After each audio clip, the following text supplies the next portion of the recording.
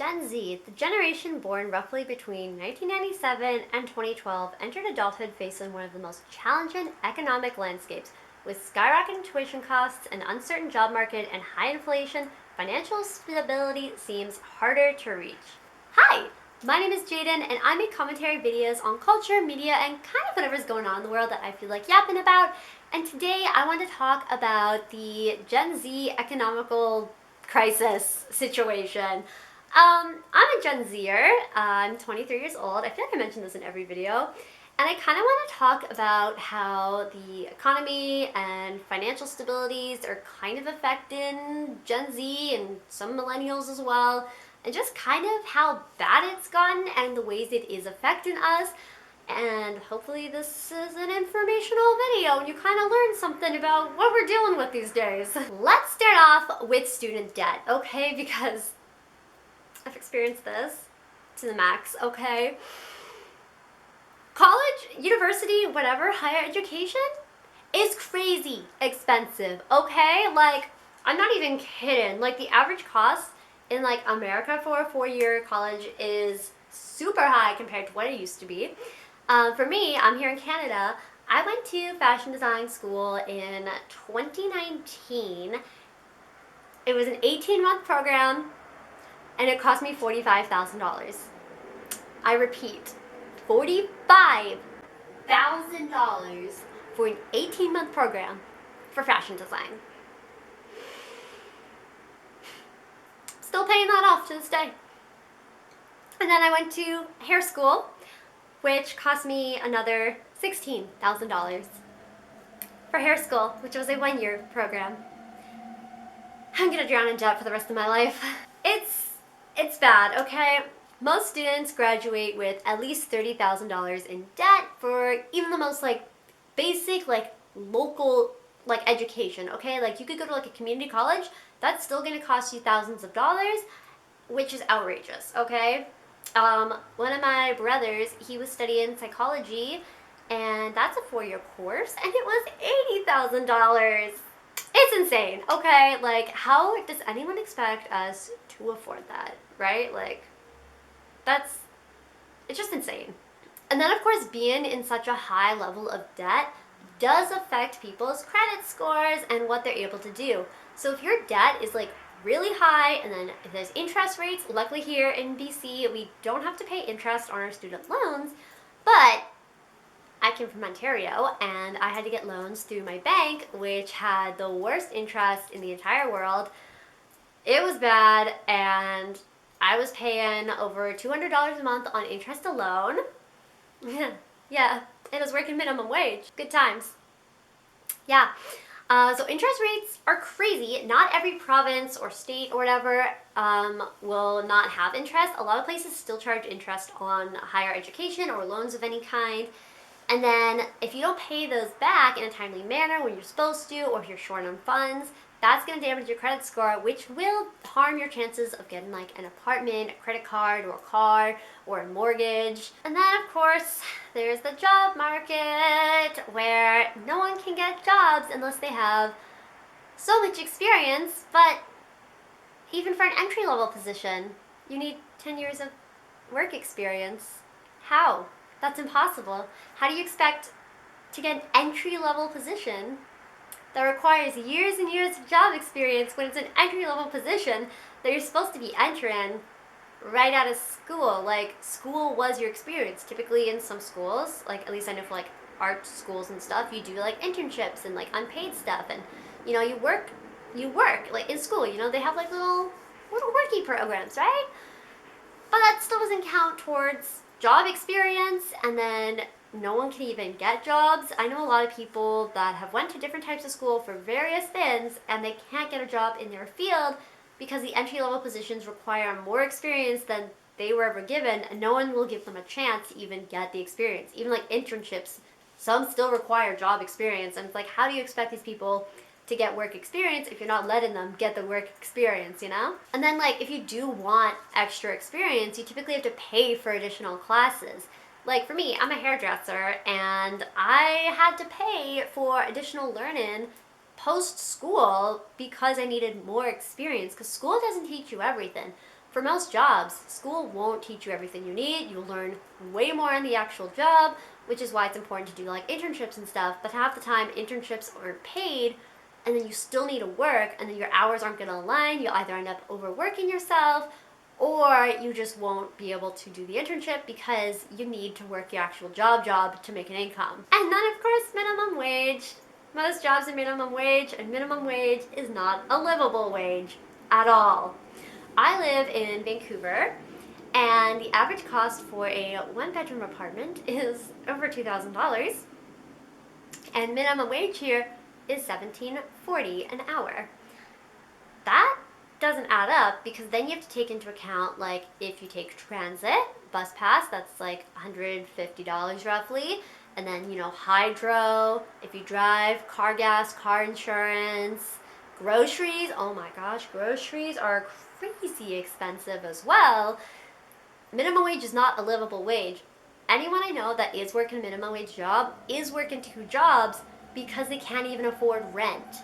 And then if you do manage to get lucky and find an apartment that's affordable, you're typically going to be stuck with roommates, and roommates are not a good time at all. Some roommates are just a lot to deal with, and some people just can't handle that, and so they will have to pay the extra money to be alone because mentally they just can't handle having roommates, So the cost of living crisis, our favorite topic, right? Because we're all experiencing it. It sucks, okay? General rule of thumb that you'll see in most financial articles or whatever is that 30% of your overall income should go towards housing, right? That's not the case. I know so many people where it's between 60 to 90% of their income is just to afford housing, whether that's rent or your mortgage, whatever it is. Most people's paychecks are just covering their entire cost of living because it's so expensive to even have a roof above your head. Like groceries, gas, and other utilities have all gone up so much. Do we remember, I don't know if this is anywhere else in the world, but at least here in BC, eggs were a huge deal. They were super expensive. It was crazy. And people were making memes and stuff about how they have an egg so they must be rich. I'm vegan, so I don't eat eggs, so I was fine with that. But it's just wild. And strawberries as well. I love strawberries, but I cannot afford a box of strawberries, okay? I used to buy lavender strawberries for $3, and now I'm lucky if I can get them for $5 because they're typically $6 to $8. What is this world? I don't even know. It's crazy. At least bananas are still the same price. Those will never change. And essentially everything else, like I mentioned, the groceries, rent, utilities, gas, all that stuff, all these things, their prices are rising, but minimum wage can't keep up, So if you are working minimum wage and you are working 2 jobs, you're still barely making ends meet because everything else just keeps rising in price constantly.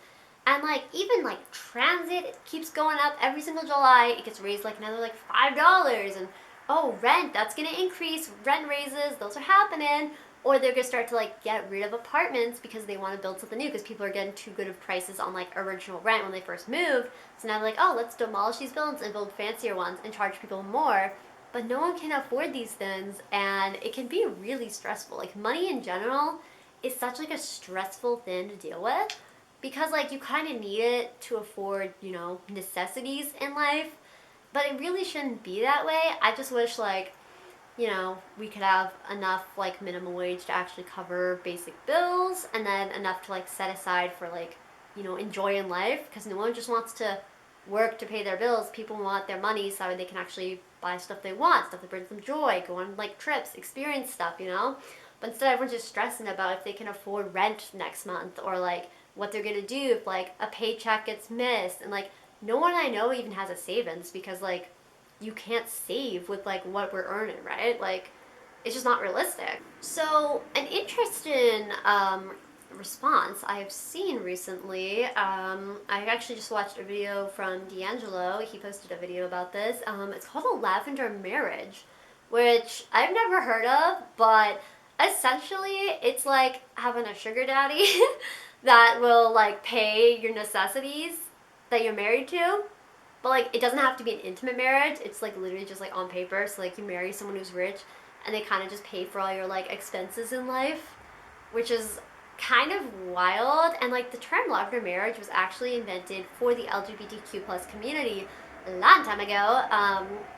I guess it still happens nowadays because in some countries and states it's still considered illegal to be married to an LGBTQ plus person. Like they don't support gay marriage, which is so dumb.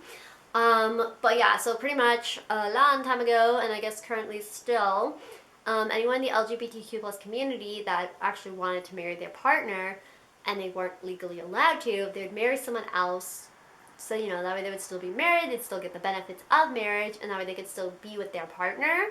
Because it wasn't socially acceptable to be in a gay relationship, which other countries and states gotta get on board with that, because there's nothing wrong with loving who you love, and, you know, it's just, yeah, it's wild. But essentially, lavender marriages nowadays are more for financial gain and being able to get the benefits of being married and not having to stress about, you know, how expensive it is to be alive. So people are just kind of getting into these marriages. That way they can, you know, live comfortably. I guess as comfortable as you can with marrying a total stranger. Because, like, you still have to live with the person, but you don't have to be intimate with them. Although that would be kind of like a cute little, like, movie where, like, someone's, like, forced to be married to someone. They kind of, like, fall in love because, like, they marry them for the money because, like, they want to live, like, a normal life, and then they, like, kind of fall in love. That'd be kind of cute. Oh my gosh, I should be a writer. The next segment of this video is the impact that the economy has on mental health. Obviously, I mentioned that, you know, cost of living going up and then wages like not being able to accommodate to just being able to afford life. This really impacts people's mental health, okay? Financial stress causes a lot of issues with depression, anxiety, and even social isolation because you're so focused and forced just to constantly work to make ends meet that you're being isolated. You're stuck working. You're constantly exhausted because you need to keep working all these jobs just to make ends meet. You don't have time to see friends or family or to experience anything. You don't even have extra money to be able to like self-indulge and kind of like treat yourself. It's just really stressful, and just like the thought of not knowing if you'll be able to like keep your apartment is really scary. And then of course like you can't even afford therapy as well because therapy is crazy expensive. Like $200 a session is insane. And then if you're worried about finances, you're not going to be able to actually try to get help for what's stressing you out because you have to pay for what's supposedly supposed to help you, but you can't afford it, so you're just kind of stuck. And of course, when your mental health is impacted, you're not going to be able to work as efficiently as you could. So being like overly stressed, overly anxious, overly depressed, whatever, that can hurt your job performance, and in some cases it could lead to you getting laid off, and then maybe you'll have to switch to like medical benefits if that's available in your area. I don't think it's available worldwide though. So then it's kind of like, what do you do now? Because you can't afford anything, you mentally can't work, you don't have any money to actually afford your place of living, and then that's even more stressful. What can we do exactly? Like, how do we get out of this like horrible place that a lot of us are stuck in, you know? Like, a lot of people, they want to go to school, they want to have a house, they want to have a family, they want to have a life, they want to travel, but it's just not realistic. Like, just stressing about, like, how am I going to afford groceries? Can I eat this month? Can I have a roof above my head this month? Like, that's really scary stuff. And, like, a lot of people harp on Gen Z for being lazy, but that's not the truth.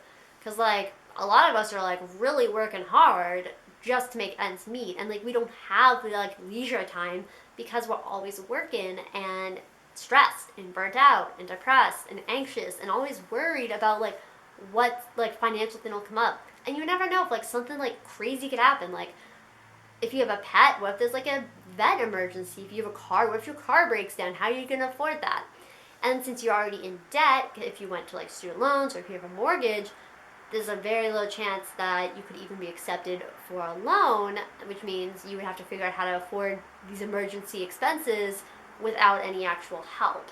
Honestly, I don't know what we're expected to do to kind of resolve this issue, whether it is, you know, like electing good people to kind of like be in charge of like your country or your region or whatever, or if it's about, I don't know, like unionizing at work to kind of get better benefits, or if it's about like, I honestly don't know. I couldn't say. I have no clue. I'm not a politician. I don't know how these things work. All I know is everything goes up, everything goes down, everything goes up, and everything goes down. And we just kind of have to find ways to make it work. It's a bad situation to be in, and no one wants to be stressed, and no one wants to, like, be, like, struggling forever, but I don't really know what we could do aside from just kind of making people more aware of it and hoping like people in charge of these kinds of things kind of figure out what they're supposed to do. But I'm sure there's a reason for everything to be so expensive. Probably COVID, because they had to give out money to everyone who wasn't working, and now the government doesn't have money, and so it's a thing. It's happening. So let me know what your thoughts are in the comments down below. I'm curious to know. Have you been struggling at all financially with the current economical crisis going on? Or have you been fortunate and haven't been affected by this? I would love to know your thoughts in the comments down below. Please let me know. And I will see you in my next video. Bye!